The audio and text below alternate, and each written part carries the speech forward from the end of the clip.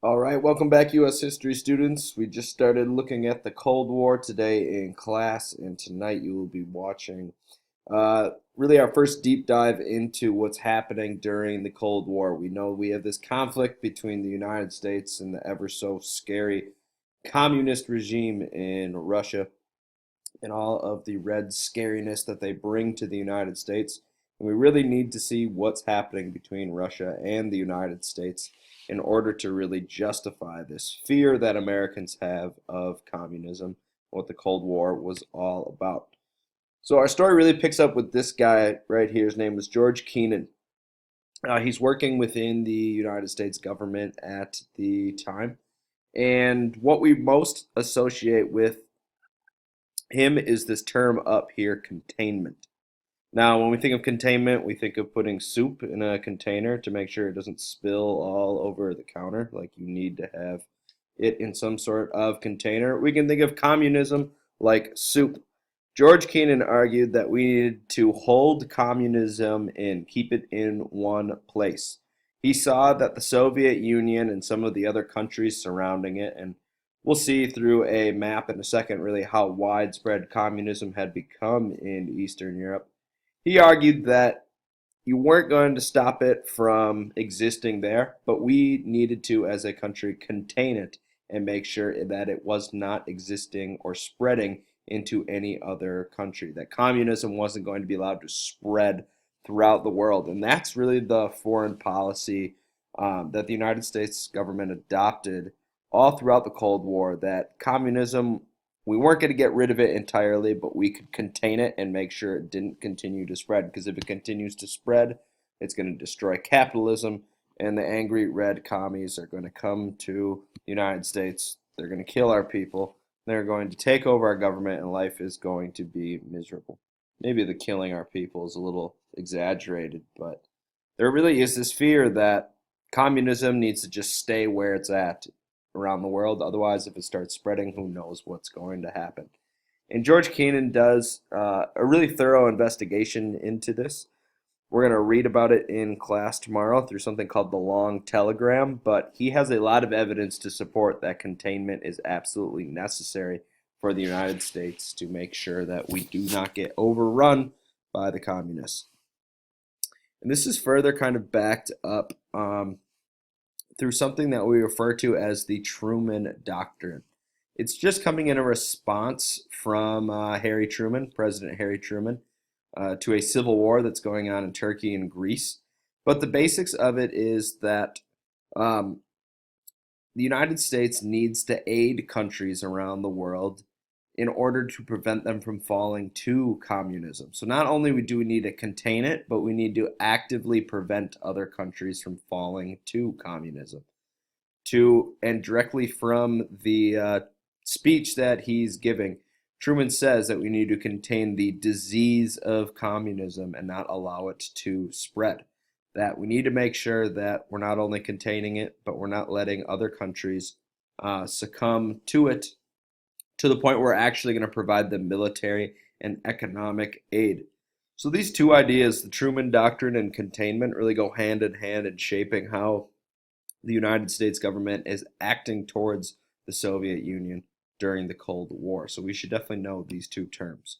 We have this political cartoon here, kind of telling Stalin to stick that in his pipe and smoke it. He's choking on the Truman Doctrine there that's been jammed into his comically large tobacco pipe there.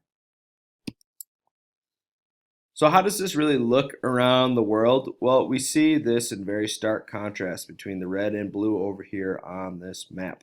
The blue being everything that is still capitalist, that the United States isn't directly controlling, but has influence over and is allied with the United States. Everything in the red here, obviously, is communist, controlled in part by the Soviet Union. And at its heart, right here, we have the country of Germany that is split down the middle. And we call this border and these borders that make up other countries the Iron Curtain. And that is kind of the dividing line. Now, it's not an actual dividing line, it's not an actual Iron Curtain, But we refer to it as this divide between Soviet influence on countries and communism and US influence on countries with capitalism. So we have this boundary between a physical boundary between communist Eastern Europe and capitalist Western Europe over here, because we do not want the two to really intermix. And Germany is at the heart of this. And Germany, being split into Eastern and Western Germany as two separate countries, is going to play a crucial role here in the Cold War. And we're going to be talking about those two countries quite a bit. So just know the Iron Curtain is kind of this physical manifestation of the struggle between communist Eastern Europe and capitalist Western Europe. We have another political cartoon here. The Iron Curtain, we have the United States and France trying to spur the United Nations into breaking down the Iron Curtain, but it's just not possible. So where the United States and Soviet Union began to battle is really within foreign policy. And really the idea of what the post-World War II world is going to look like. Obviously, both the United States and Soviet Union are fighting for power. Money is power, and they both had very different views on how we were going to address this world that we found ourselves in after World War II. So we have two different economic aid packages being planned by both sides of the Cold War here. The Marshall Plan, which is drafted on June 5th of 1947, is this idea of bringing in a bunch of money and giving $13 billion, which is $130 billion in 2016, to Western Europe in order to rebuild their economy. Now, why are we only giving it to Western Europe? Well, because Eastern Europe has fallen to communism and is being in part controlled by the Soviet Union, so we don't want to give any money to the western side of, or excuse me, the eastern side of Europe. We only want to give it to the West, and we're planning on giving them $13 billion in aid. Obviously, this money comes with strings attached. It's going to promote our values, our interests, and help us continue to fight communism. It's basically our way to say, hey, Russia, Soviet Union, this is going to be way better than what you have planned. So the USSR has to respond, and they come up with something called the Molotov Plan, which basically, first and foremost, said Eastern Europe is not going to accept any aid from the United States, which is fine because they weren't going to get it anyway, and that the Soviets would be able to take care of their own.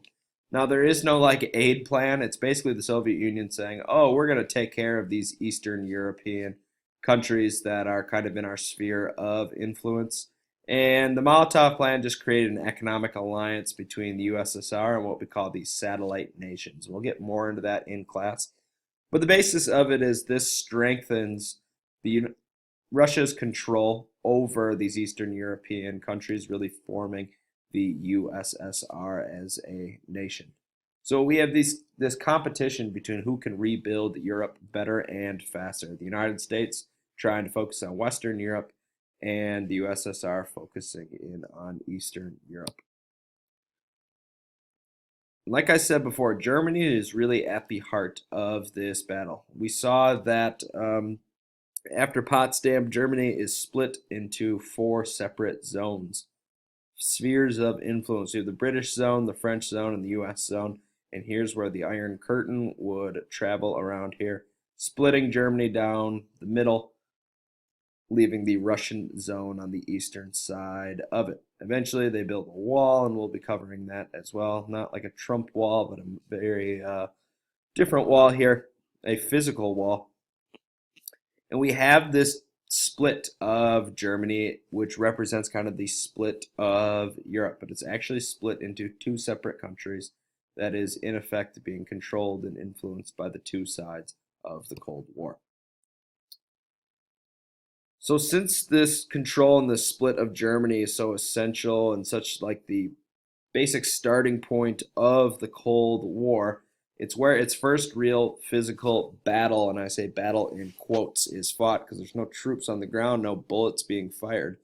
But the first battle between the United States and USSR is fought kind of over the city of Berlin.